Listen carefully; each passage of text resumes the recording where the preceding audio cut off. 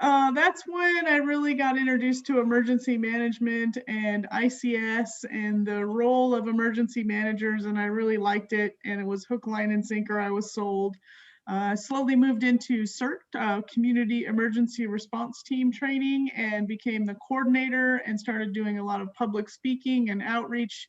My interest is really in lightening the load on first responders and informing our community members of the importance of their own preparedness and understanding the limitations of first responders or local government's ability to support us in our worst day, especially in a city. When I worked in the city, heavily populated, and the limited number of first responders and dispatchers to be able to support us.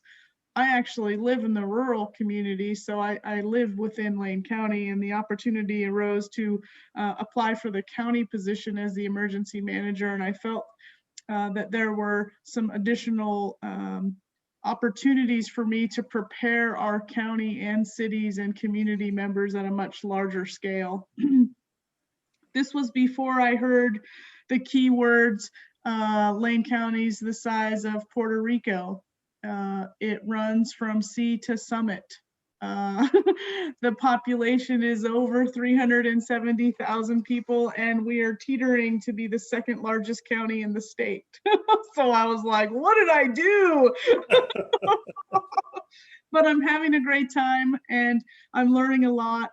I've been here at the county. I just started my 3rd year in February, and so far I've had 3 federal disasters while I've been at the county. So I'm drinking from the fire hose and building this plane while we're flying it, but I continue to do these public outreach events because this is the best part of my job, is informing our community members of ways to prepare ourselves and prepare our neighbors. So I'm gonna share my screen, I think, unless this little button here does not work. We shall try. We're going to do a lot more talking today than I will be talking at you. So I'm going to run through these slides, and then we'll open it up for any kinds of questions that you guys have to see how I can get you there. So first of all, how do we share emergency information? There are many systems and tools in our box, and you'll hear lots of acronyms. So Community Emergency Notification System, Emergency Alert System, or EAS, IPAWS, the Integrated Public Alert and Warning System, the Wireless Emergency Alert System, so cell phone. So first you might ask, who issues those alerts? Who's responsible for alerting our community members? Well, it's really the first responders in the field. So the incident commander in the field that's got eyes on the incident will make the notification to dispatch, and they'll tell dispatch what their request is. So if there's a wildfire that may be in this neighborhood, and it looks like, given the weather and the wind conditions and the terrain and vegetation, they may decide that they'd like to put you on notice, right? And they'll tell dispatch that, and dispatch will utilize that information they're given to use whatever tool necessary to notify the public that may be impacted by said wildfire. So I'll give you a few examples. One of them was Mount Pisgah fire. So Mount Pisgah is a park. We have people in the park, probably no telephones, the good old-fashioned landlines, but mostly probably wireless cell phones and on the people roaming around in the park. So we use wireless emergency alerting. And people go to the park all day long to utilize the park, and they may want to go to the park to look at the fire. Well, we can leave those wireless alerts up for a period of time. It's called geofencing, and we can leave those there, and anybody that goes to enter into the area could get a notification that says the park is at a level 3 evacuation, you need to go now. Sometimes that can provide a level of confusion when you get there and you don't see flames or smoke, but there's still a potential risk to life in those events. After the dispatch centers get notifications issued, if the event is much bigger, like the Holiday Farm fire or the Pisgah fire, or even Snowmageddon, we will staff up a call center and a public information officer position that will start to disseminate that information to the community members. So the call center is generally a standard phone number. For us at the county, it's the 682-3977. All of our media outreach, social media, television, and the whatnots would have that phone number on there so that you could call that phone number if you had any questions at all. So in April 2019, we had a flooding event at the base of a dam, and we needed to let people know to keep an eye on the water. It might get high. There's a lot of water coming off of that dam, but we only needed to let those people in that riverine area know. So we drew this polygon just around the river, and we sent an informational message out to them using reverse 911 and notify them to keep an eye on the water level. But we also stood up a call center because people may need help or assistance to evacuate. There was a trailer park in the riverine close to the river, and it turned out they all needed to be evacuated. If you recall, we evacuated that trailer park down in Cottage Grove, and there were about 40 or 50 people that needed assistance in getting out. I don't think this sound is going to work here, so I'm going to skip this video. Many ways to receive information. So I told you all the acronyms and the bells and the whistles. So first of all, the landlines, those are our plain old telephone systems. So the analog copper lines in the ground. Many of you know this. It's your CenturyLink phone. It's plugged into the wall and it doesn't come off, or sometimes it's those old portable phones. Well, that's kind of old technology. We've stood on that for a very long time. Those of us that live in rural areas, I've always told them, keep your landline if you can. Well, after the holiday farm fire, most of that infrastructure has burned up and it's not as reliable as it used to be. But that is one way to get information.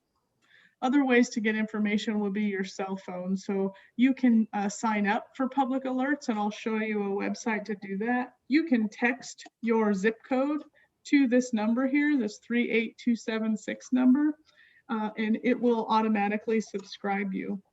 You can also go to an Alert Me page and register your cell phone number to your address. And I'll show you how to do that as well.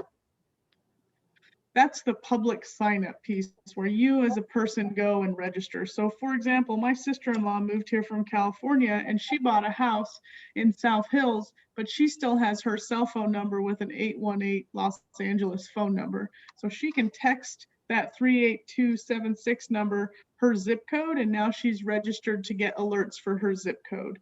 But she could also go and sign up and put in her address of where she works or where she lives. So if there were an alert that came out on any one of those two addresses, she may get alerts for both or one or the other. Wireless alert is much different, and it's the same example I just provided in Mount Pisgah event. If you're out in the community and there's an event that could impact your life, you'll get a notification on your cell phone. You do not have to register for that. Anybody within that cell tower range will get a notification on their cell phone. If you do not get a notification on your cell phone, you weren't within the polygon that was drawn, or there's something wrong with the software on your phone that may need to be updated. Again, public subscribers, before the holiday farm fire, and a lot of the folks on this call are CERTs, they know that we only had about 5,000 people countywide that had registered for the public signups. After the holiday farm fire, we're pushing over 60,000 people within Lane County that are registered. I would also encourage everybody to be sure to use the Wi-Fi calling capability on your cell phone. If you don't know how to use Wi-Fi calling capability, there's a number of YouTube videos out there that you can use to turn that on. The reason I bring that up is a couple of things. If a cell tower goes down, like we learned in the holiday farm fire, the cell tower burnt up, you don't have cellular communications, but you may still have access to the internet. Or if you have satellite phone or a satellite internet or Spectrum or Xfinity, you may still be able to make phone calls on your cell phone. Some people aren't super privy to that. If you're in an area where cell service is limited, and you haven't turned on Wi-Fi calling capability where you can make calls over your internet, look that up. The other piece here is TV and radio. That's EAS, Emergency Alert System, and that's really done by the county sheriff's office and their encoders. There are boxes in all of the radio stations within Lane County, and once the dispatcher hits that button, that message goes out to all those radio stations and they amplify it. So like 1120 KPNW is one, but the McKenzie River Broadcasting Club manages that whole system, and it's a big red button that we can push. We try not to push it as much as possible because sometimes it affects the entire county. It's not just one impacted area. So the Holiday Farm Fire, I'm sure many people on this call got those emergency alerts pretty regularly, but that was because of the significant impact to loss of life, potential loss of life during that event. So they threw everything at it in the kitchen sink.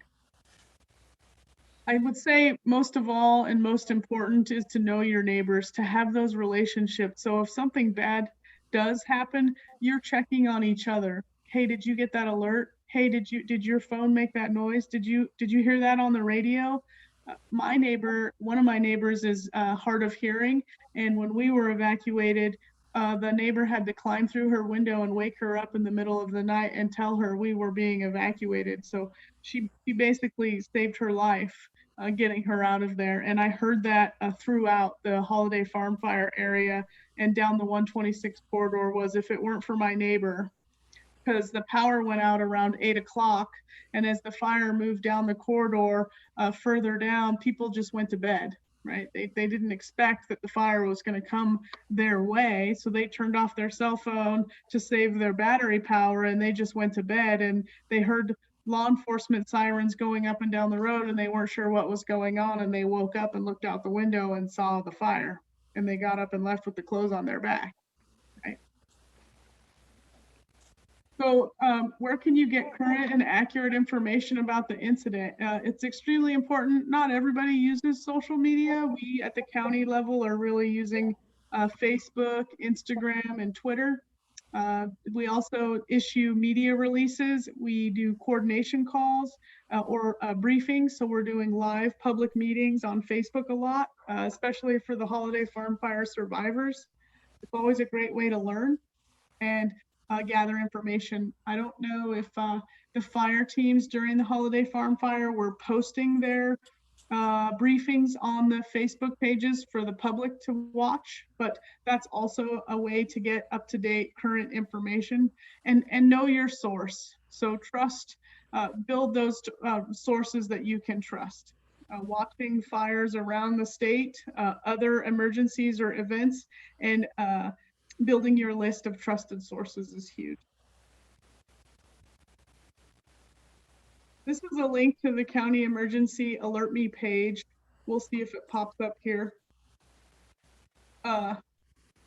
One thing I would say is AlertSense is the tool we use. And AlertSense, the county contracts with AlertSense.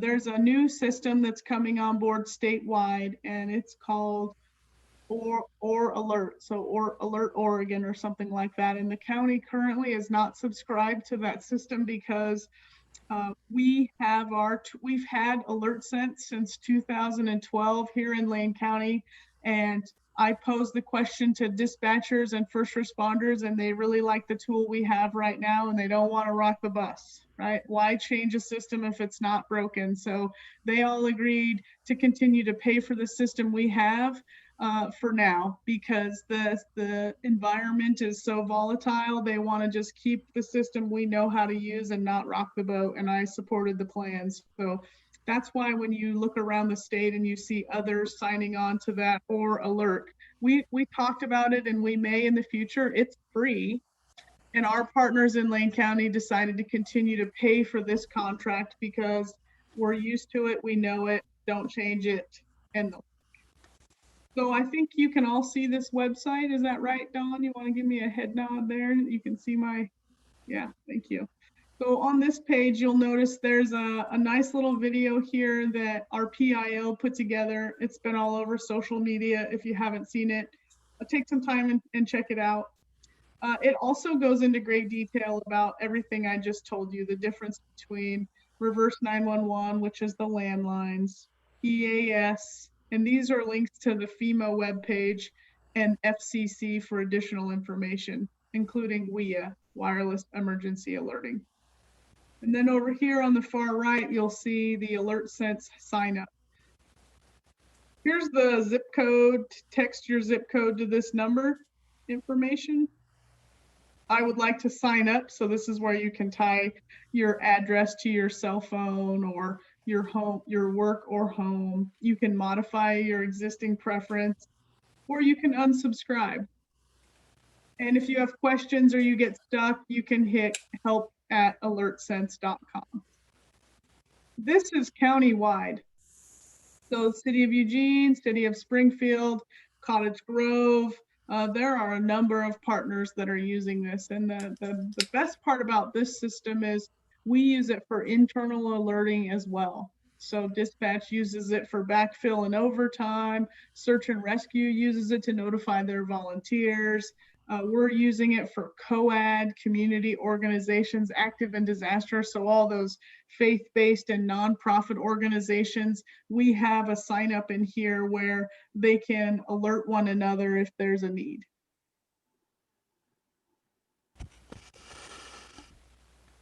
I don't know if the sound is gonna work. So I'm gonna try this one video because I thought it was pretty good.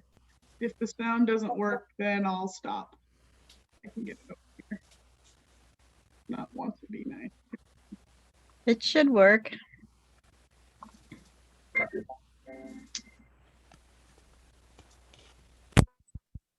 Can you hear that? No, not yet.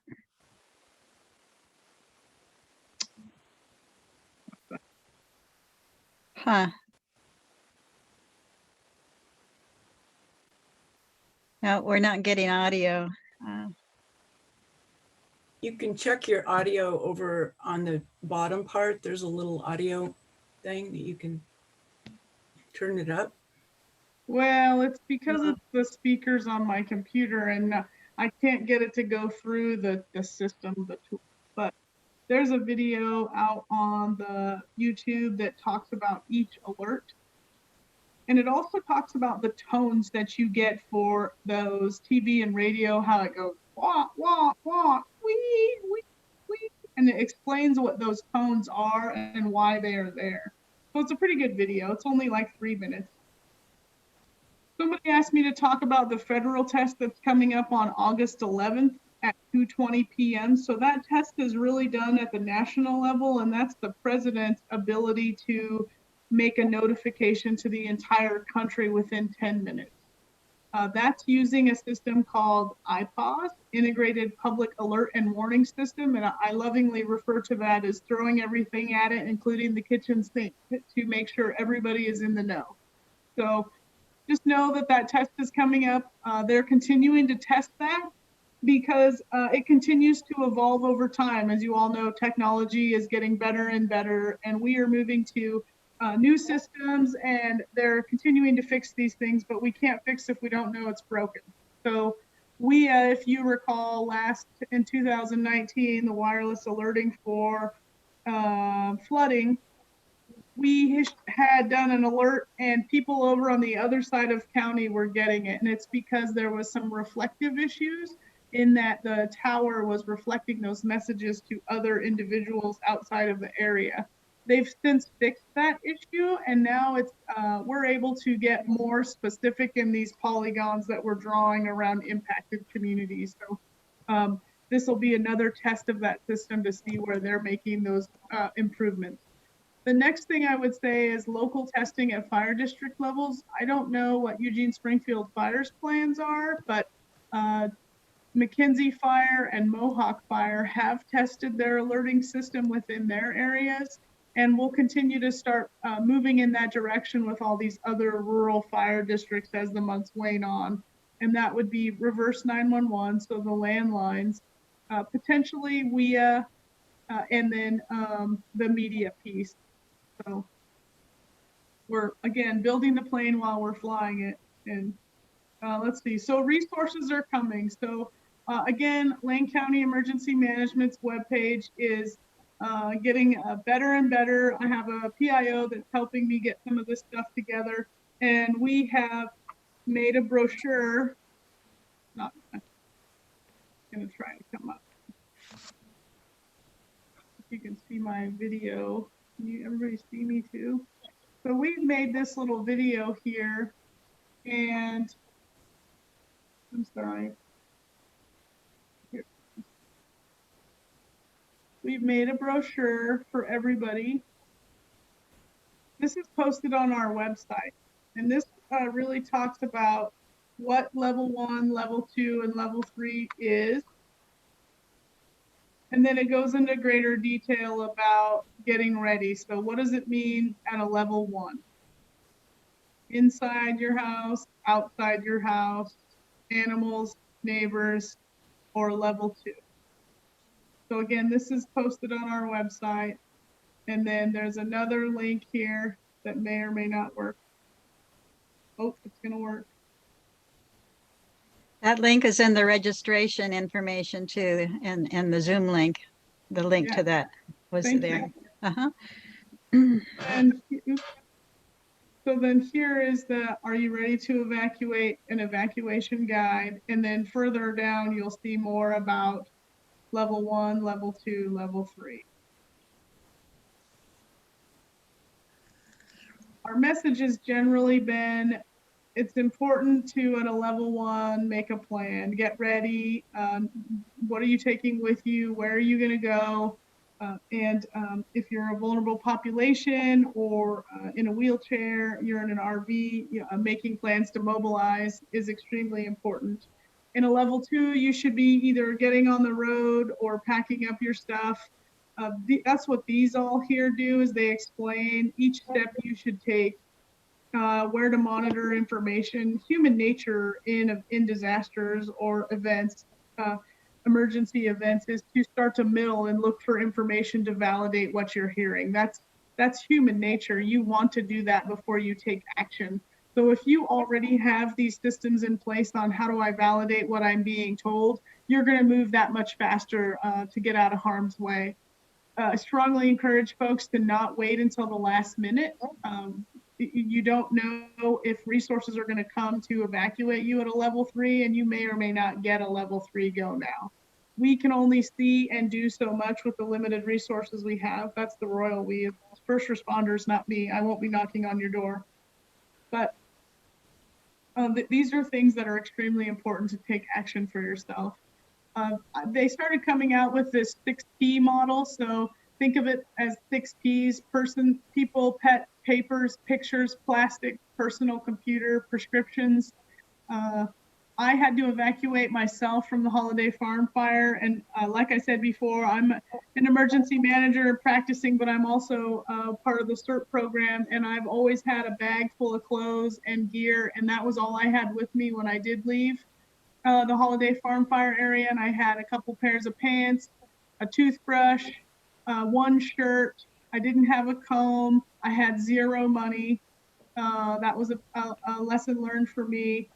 And I also had to stay in a hotel room. So just knowing that I didn't get to go home for 3 weeks, and I had 2 pairs of pants, 1 shirt, and a toothbrush.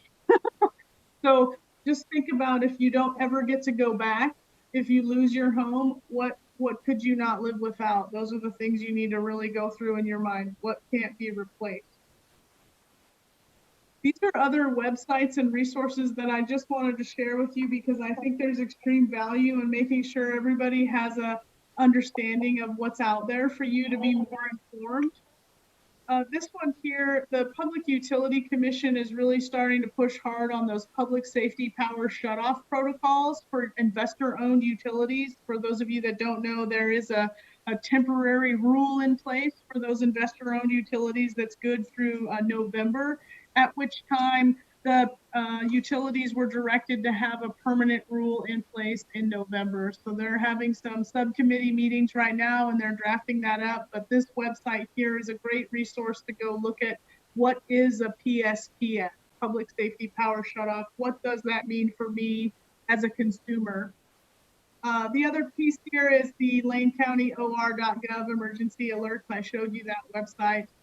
This public-facing Raptor mapping tool I'll show you is extremely helpful in understanding where all the fires are around us and all the information you would need to have. The National Weather Service also does alerting, which is extremely important and informative. They have an app and a website that you can download to get weather alerts.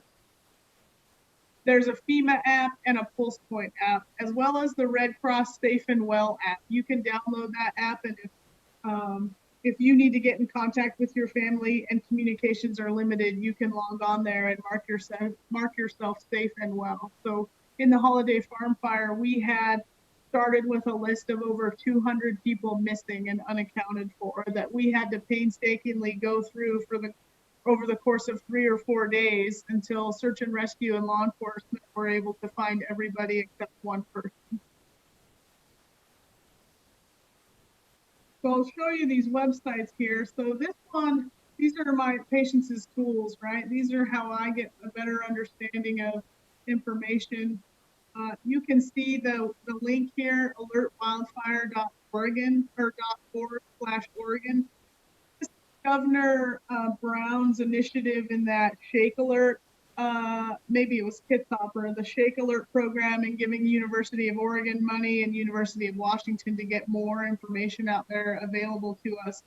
But they also now have this Alert Wildfire. So over here on this side, you can see cameras in the direction they're pointing, and you can see Oregon's cameras.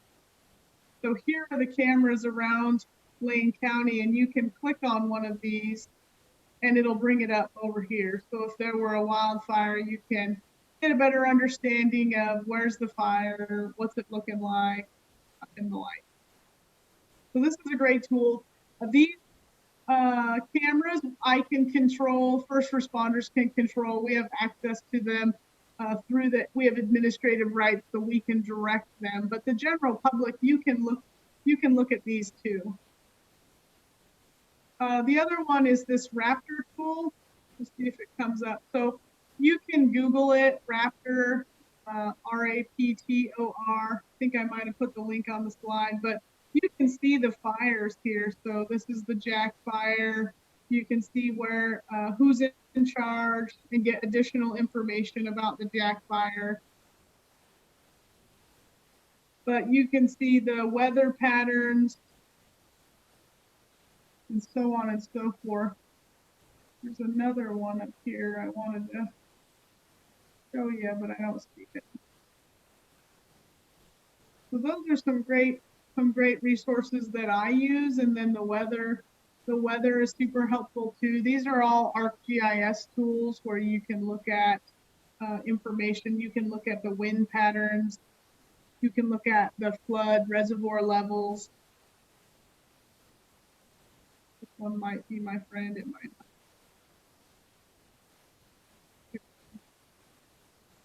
You can see down here, they've got the weather forecast, the wind conditions, watches and advisories, flood gauge forecast, snow depth. Don't have that problem right now, but you can see here the weather pattern, the wind and the temperatures. Mm-hmm.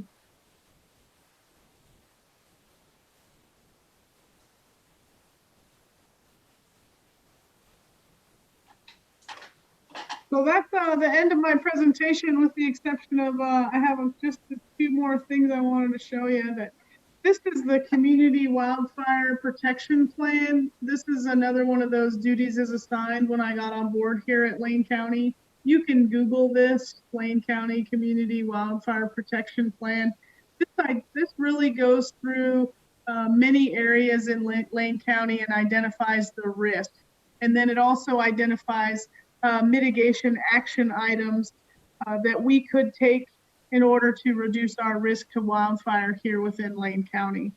We This is a 2-year plan that's formally adopted by the Board of Commissioners, and we review it. There's a subcommittee, the State Fire Marshal's Office, the Oregon Department of Forestry, USF, the Forest Service, and Bureau of Land Management all sit on a subcommittee that inform the development and the maintenance of this plan.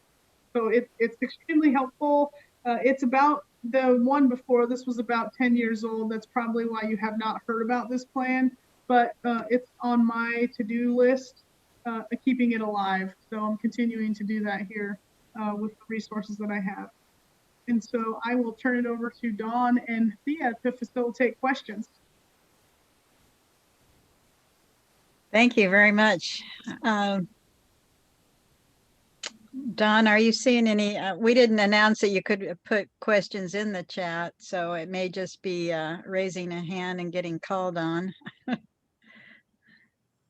There was a really good question in the chat about prescriptions. Oh, okay. Can you read that, Lynn? Yeah, just a minute. It says, I'm concerned, this is from Lucy Bambury. I'm concerned about the P prescriptions. Many medical providers will not prescribe extra meds for emergency situations for fear of abuse, I suppose. It would help if the county would put out a notice to providers to honor requests for an emergency stash in case of evacuation. Thanks. And then Joel says you can build it up over time by ordering a little early each time. Mm-hmm. Yep, I was going to say the same thing Joel did, but I was also going to say Health and Human Services have plans to distribute pharmaceuticals in disasters. And we did have a number of pharmacies step up in order to get prescriptions to Oak Ridge. So you remember Snowmageddon, Oak Ridge was shut off. Well, we were able to utilize the state police in distributing pharmaceuticals to that community while the road was closed. So it can be done.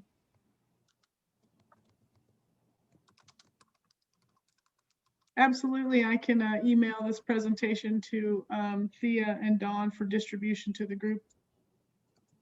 Thank you.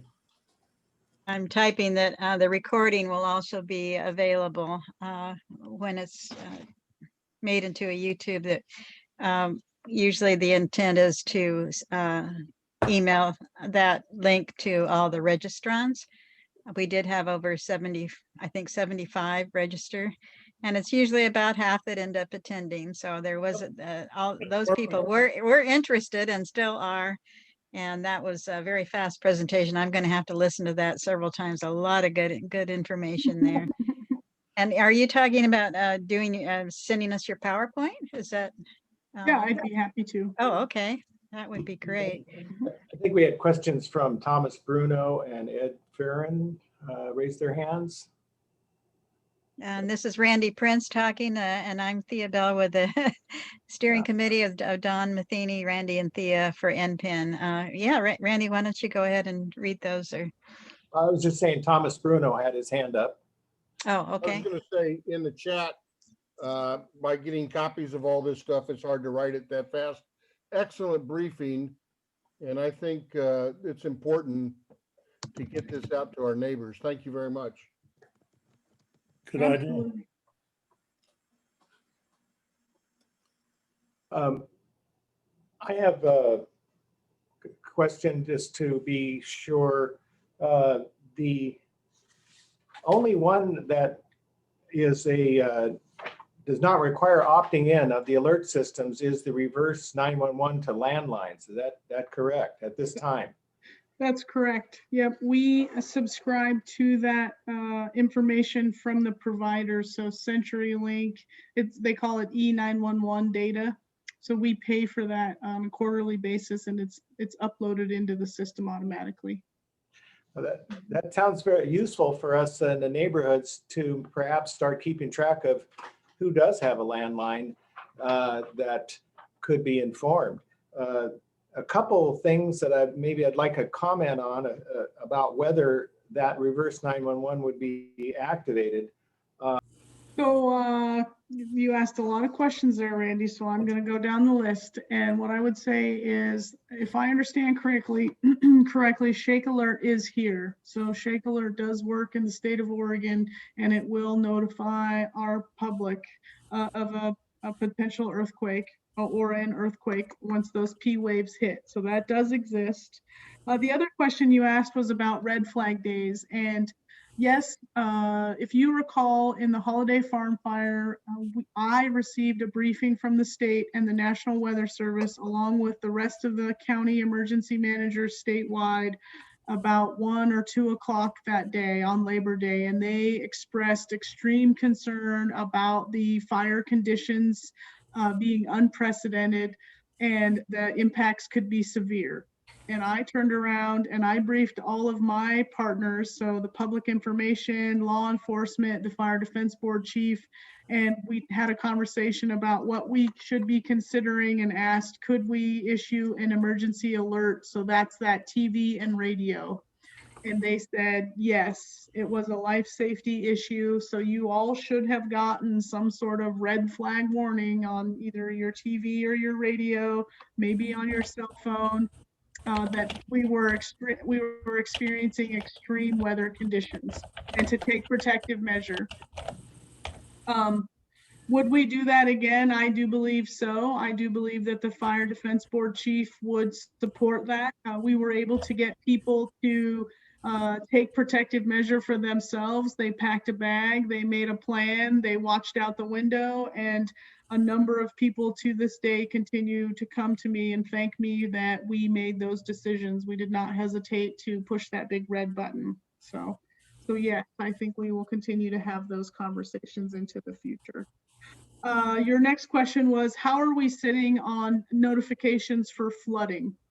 So yes, I think we are getting there. We have a number of GIS maps for dam inundation for all dams in Lane County, to include the EWEB owned dams and the Army Corps dams. And we're uploading those into our alerting system so that dispatchers can easily click on those polygons and make notification.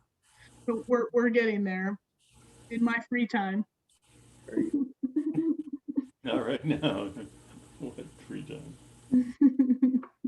Patience, there's a question that what the Alert Sense app is called. I believe it's called My Alerts. I may have put it out as Alert Me, and I'm not sure if they're tied together or if they're totally separate, but depending on where you're at, they're changing the name to Connexus or My Alerts. My Alerts, yeah, That's what it is. Okay. Yeah, so My Alerts.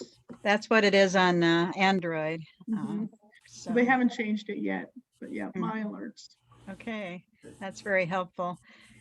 I did get the red flag last September, and all of them for days ahead of time. It was just horrifying that people turned off their cell phones to save their battery power. They just didn't think it was going to travel 20 miles downriver. I see No. somebody has said they can't find the Red Cross app, but you can text. You can send a text to 90999, so 90,999. You can text that number, get emergency, and it will send you a text message with the link to the app for Red Cross Safe and Well program. I know because I just did it. It's an excellent app, and all of the Red Cross ones are. You could download about 20 of them for different types of hazards or risks, but there's a couple that are really good. And also the Red Cross pamphlet to prepare for the Cascadia region is really a good one.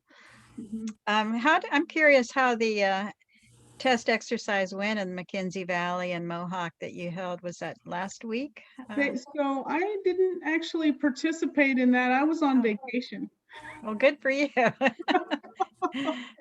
I'm not exactly sure how that went down, but I think it went okay. Now the challenge will be to looking at how it was received. I can tell you we get reports that tell us out of the 2,700 people that were issued an alert, how many people received the alert. So I think it's extremely important for this group to know that we can't depend on any one system to notify us. And it really comes down to, first and foremost, knowing your neighbors, because I don't watch the TV very often. I don't always have my cell phone in my hand, and I very rarely listen to local radio anymore. I would be depending on my neighbor to come tell me, hey, did you hear about this? And that Nextdoor app that you have is really a neighbors helping neighbors. If you're not on social media, building those relationships in advance is extremely helpful to ensure that you're getting emergency information as quickly as possible. There's a question of what the Shake Alert app is actually called. I forget too. You know what? I don't think, is there a Shake Alert app? I think it's just a tool that would notify you. It's not like what you see with the wildfire alert. Yeah, there's a Oregon Shake Alert website or Facebook page and website, but and then you can sign up for them there, but there is no app. I think I'm not putting myself out as an expert. Yeah. I'm just trying to help here. Yeah, me neither. I don't know the answer to that question. So I see there's another question in the chat about, is there a downside for Lane County not to be participating in this statewide OR alert? I think the jury's still out. The system was just really started to implement over the course of the last 6 months. I was willing to run a pilot side by side, so have OR alert on one side and alert sense on the other, and really run alongside the other 33 counties so we didn't miss the boat on some of their planning that they're doing at the state level. But as I was doing that, I found some holes that were concerning to me. So if we tried to run side by side, then the dispatcher would have to alert on both tools. And I just felt like that was a big gap in that we're going to have a dispatcher that's already overwhelmed, and then to have to expect him to do the same alert on a different tool and then ensure that all of our constituents were on one tool or the other. I think it would just add certain levels of complexity that I wouldn't be able to sustain. So we decided to just kind of put that on hold for right now. I have heard some rumblings about, if that system is available statewide and all dispatchers are using it for emergency notification, is there a possibility of plugging that system up and failing it, right? Could we kill it? I mean, I've heard that conversation. I never heard the final answer. This is another map here that you can see. So you can see above the top here, it's got drought status and fire activity. So you can, this is more of a leadership type Raptor, where they take all the information and aggregate it. I believe this is available to the general public. I will also, I'll see if I can actually put this in here in the chat for you all to. So it takes a minute. You have to be patient. It's right now the system is being used by a number of people, but this is where you can see all the fires across the state of Oregon. And you'll see down here below the smoke and the heat indexes. You can also see the sit reps and seasonal outlook down below. So this is a tool that I use sometimes as well.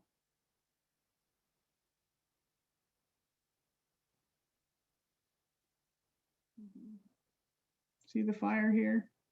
Yeah. Interesting, isn't it? Interestingly scary. And then shelter activities. So that's, that's really where I'm still learning about sheltering people. We're no longer doing this non-congregate sheltering. We're moving into this congregate sheltering, and that's putting everybody in high school gyms rather than putting them in hotels. And what's that capacity look like when we're no longer in COVID? So it looks like they have 93 people sheltered currently, and you can see the shelters across the state. So here's a shelter. You can click on the shelter and it'll give you additional information. So it's really, how much information do you want to have, right?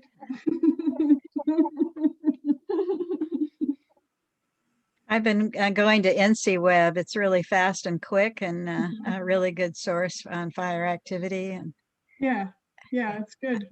I just, since you mentioned that the only system that doesn't require opt-in is the reverse 911, how many landlines are there? I have one.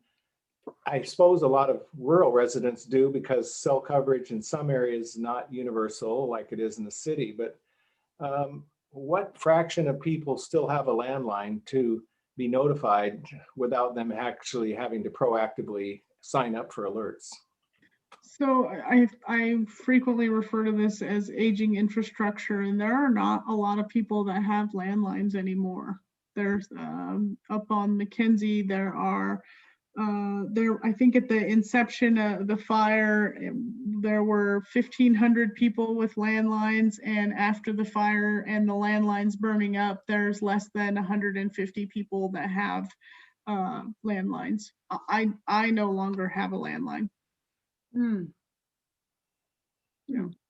So, but I do have satellite internet at home now, and I do have a satellite phone, and I do have Spectrum internet, and I use my cell phone for Wi-Fi calling because I don't have cellular service at my home.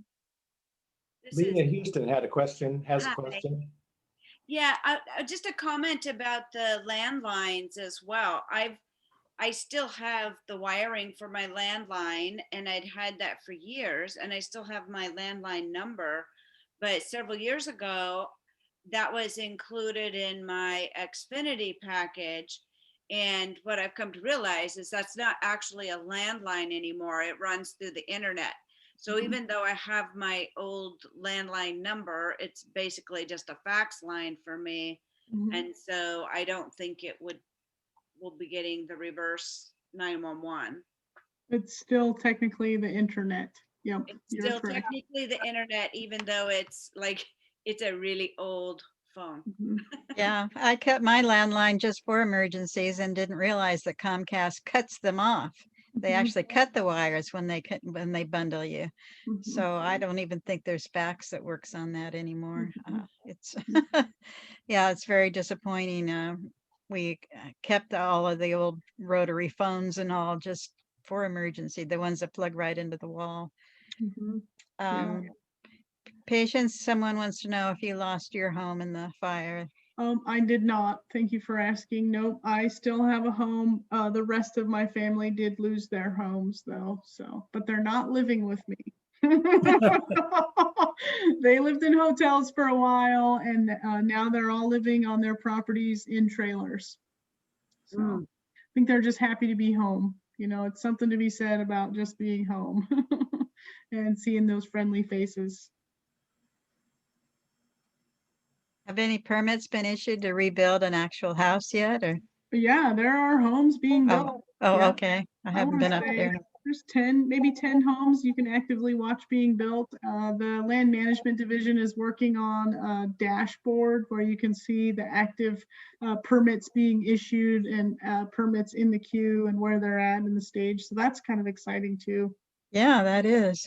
One other Do item the sheriff have to go through you if they want, or what's the totem pole to get an alert out to the whole county if it's coming from fire or sheriff and not from emergency manager? But they don't have to go through me. It's just identifying who the issuing authority is. So you'll probably remember some alerts have come out from Lane County Emergency Management, or some say Lane County Sheriff's Office or the McKenzie Fire Chief. So whoever the issuing authority is they can do what they need to do. Yep. I don't want to be a single point of failure for anybody, but No. I can tell you the sheriff is not, and this is something that people always think, the sheriff's going to come and make me leave. Nope, they're not going to make you leave. They're going to come in, recommend that you leave, strongly recommend that you leave, and if you choose not to leave, ask for your next of kin information, right? They are giving citations down there in Klamath and threatening to arrest people that don't leave. Yeah, it's just a different mentality, and It's a different county, different operation. Okay. That's correct. Yep. One other situation I wanted to hear what your protocol will be. You mentioned the public safety power shutoffs, and last month our meeting We had Rod Price, the Assistant General Manager of EWEB, explain under what circumstances our public utilities would shut off power under high fire danger, as has been done in Portland, California, and that it is even possible in the city. The downside is it cuts off everybody's water, their well water for fighting a fire, a small fire, and the city firefighters wouldn't have water. So it's very rare, but if a power shutoff would be deemed necessary, and many people are saying it should have happened last fall in some places and are suing about it, what will be the notification system when a public safety power shutoff is declared or planned or possible? What one of the systems that you described will be used to notify people? So that's a great question. I don't know the answer to that because we're all still trying to determine what the way ahead will look like for everybody. I could tell you that I'm in conversations with EWEB, working to get other utilities at the table so that we can start planning as a community and not as any one individual utility about what our personal protective measures are going to be here in Lane County. The temporary rule gives some pretty good guidance. There's these work sessions that are happening right now in having these discussions about notifying vulnerable populations. What's the protocol to move them into facilities or get them access to any needs that they may have, oxygen machines, generators, other facilities, because they can't shelter in place and the like. So I think that we have a fair advantage here in that we get to potentially build the plan before we get there, before we get to having to have discussions about turning off the power. Frequently hearing about last year's event being unprecedented, historical. We may not see that for another 50 years. I would argue that would not be true. I'm gonna hang my hat on. We'll be lucky if we don't see something like this year. The high wind, east wind event over a course of a number of days. So I'm continuing to insert myself wherever possible to have those conversations about what does turning the power off mean and how do we work together as a community to have a plan and put our best foot forward. So I could tell you that most utilities, if not all, are starting to work on their narrative about the reasons why not to turn off the power and the importance of keeping the power on. And Randy, you spoke to many of them. If we turn the power off, people don't have access to water for fire suppression. If we turn the power off, we don't have access to emergency alerting tools to tell people if there is danger in the way or coming. If we turn the power off, people don't have access to their oxygen or any medical equipment that they may need. So we really need to walk a tight wire in the planning process and figure out what that looks like for us here in Lane County. We asked EWEB if they could, if there is a registry for the vulnerable ones, if there's any way that can now be on their smart meter accounts or something. And they said that they did have a sign up, but it wasn't really easy to find. And I went on the website and I couldn't find it. So I do intend to follow through on that. The fire departments also like to know if there's somebody, a shut-in or paraplegic or somebody. And they do keep pretty good records if they have access to them for each address and its peculiarities. There was a really good question. I don't want to lose it. Elise had one here about zip codes because the alert asked for your zip code. She's wondering what happens when the cabin's up in one area and the zip code's like for Sisters or something, and it's a long ways from Sisters. How does that work with the alerts? Well, for this particular alerting tool, you don't live in Sisters, so we won't probably be issuing alerts. But if you live here and you are in Sisters, you would get an alert on your phone. That's one of the frequent complaints we get is, some person was at the university and they subscribed, but then they moved to New York and they're like, hey, I got an alert. I needed to evacuate. What the hell? I moved to New York 4 months ago. And it's like, well, I didn't know that. You have to go and change all your information. So No, that's not what I mean. I'm sorry. Can I interrupt? Please. Yeah. So I've got a cabin up at Hoodoo. Okay. So that's, it's not in Lane County, but just say I had a cabin somewhere in Lane County and wasn't in a city and it was a lot long. Is there an alert system where I can punch in the lot long rather than the zip code for that position? I don't think so. Okay, no. thanks. Yeah. That's stupid. Yeah, no, absolutely. That's a good question. No, but Yeah. you can log into the alert sense and tie many. I think you can get up to 3 addresses. It's been a while since I've been in there, and they continue to update it. So. Okay, good. Walker has a One of the- question. I was going to answer just. Oh, I'm sorry. Speak to one more thing for Thia and vulnerable population. So one of the things that I've been doing here at the county is I work with the Senior and Disabled Services Division, LCOG, Developmental Disability Services, those people that have case managers that go out into the field and they already know who their elderly, vulnerable folks are. So we try to get it at that level. That's what my workaround is right now, because we don't have a database of all these people. And we were able to use that for Snowmageddon to be able to catch those people and get them access to the resources that they needed. Again, that PUC commission that we're working on those work sessions right now, that was a huge conversation this week about how do we gather that information, and it really should be a state-led effort at Oregon Department of Human Services. So they should really be taking that lead, and we're going to continue to work through those conversations so we can have the best information at our fingertips. Wonderful. Yeah, as a ride source driver of 13 years, that's a huge concern of mine, knowing how to. Patience, I'm just not sure I heard this correctly. Just wanted to check. Did you say that there's an expectation at this point that there are going to be more easterly winds like we had on Labor Day last year? Well, the Weather Service says no. Now, one guy says, oh, it was a 50-year event, and I've lived here my whole life, and I've never seen it this dry, and I've never seen east wind come out of the east like that I did last year. So I would argue that no, but that's just Patience's personal opinion in my little house. So take it for what you want. And we remember the 1996 100-year flood that was followed in 1997 by another 100-year flood. So yeah, I'm totally agreeing with your frame of mind there. I'm gonna say there are dissenters from that view. And one noted weather scientist at the University of Washington, Cliff Mass, argues that it was in fact very rare and that we didn't have bad drought conditions then, but the cold air required for this to process foehn winds is not likely to happen more frequently in global warming. That's his point of view.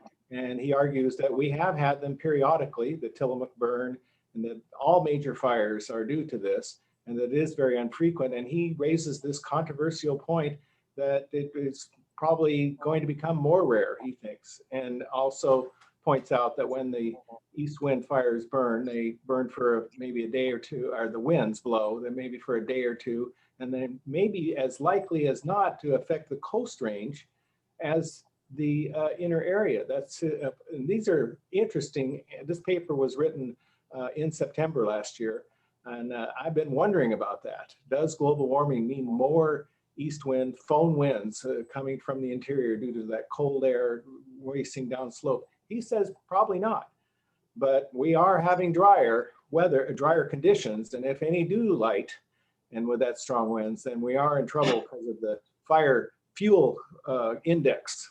That would be a problem.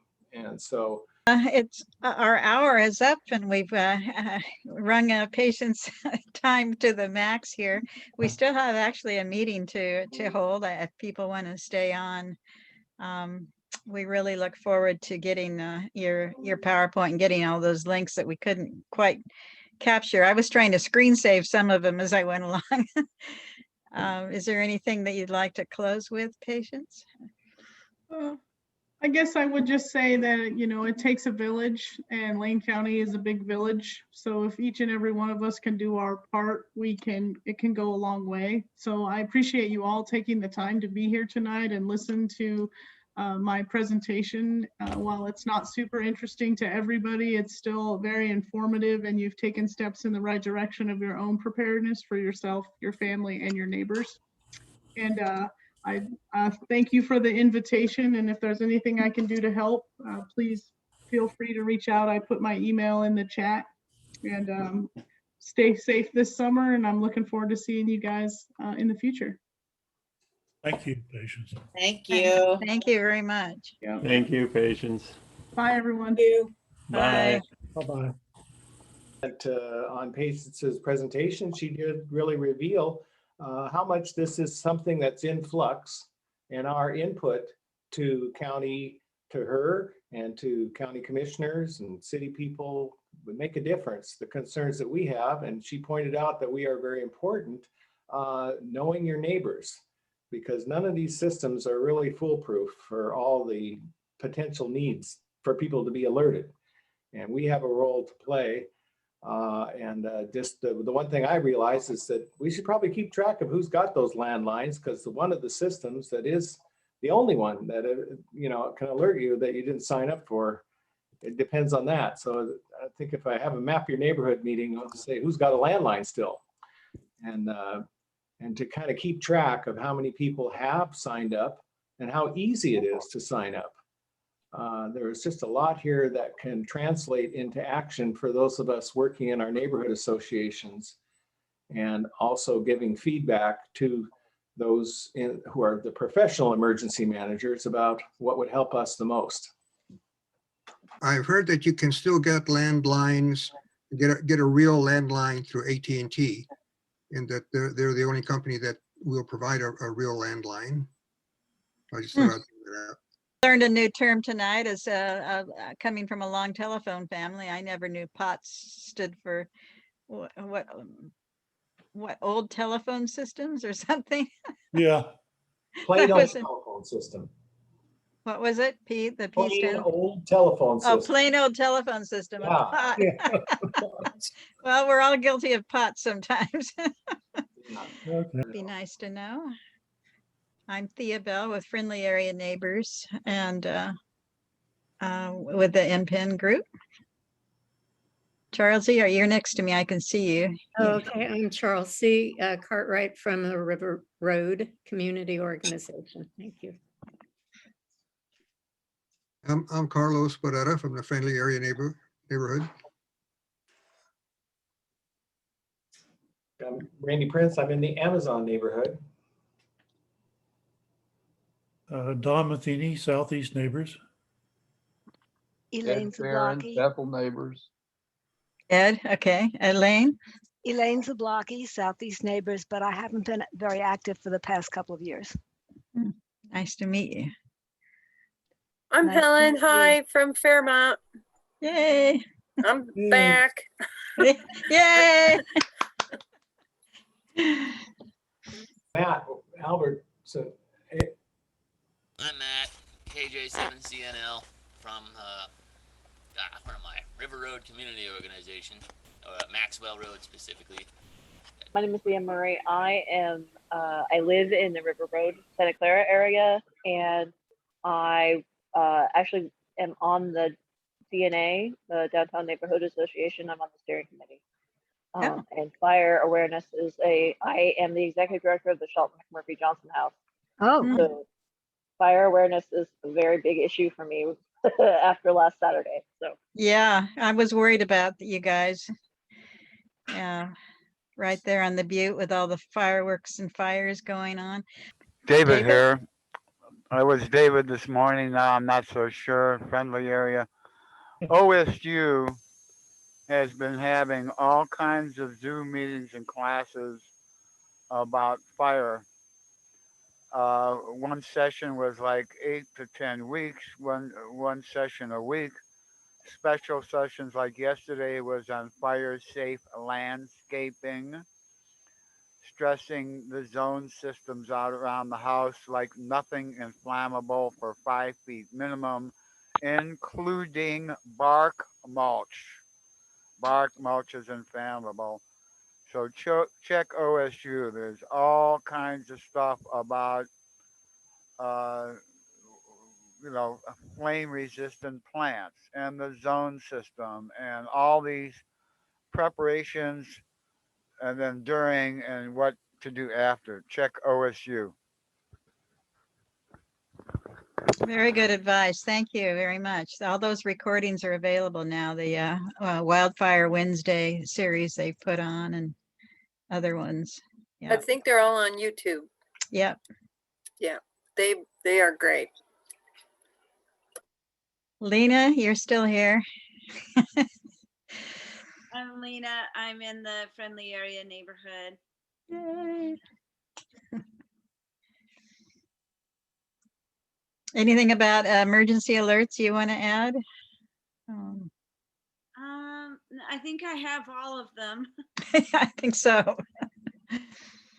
Yeah, and I do like that the My Alert, the alert sense, it comes up as My Alerts on the app on the phone, and I have it set for different areas. I have it set for my parents' place in Washington. I have it set for my brother's place where my parents reside half the year in Montana. So I get alerts for them a lot because they don't pay attention to that. So sometimes I will notify them when there's an alert close to them.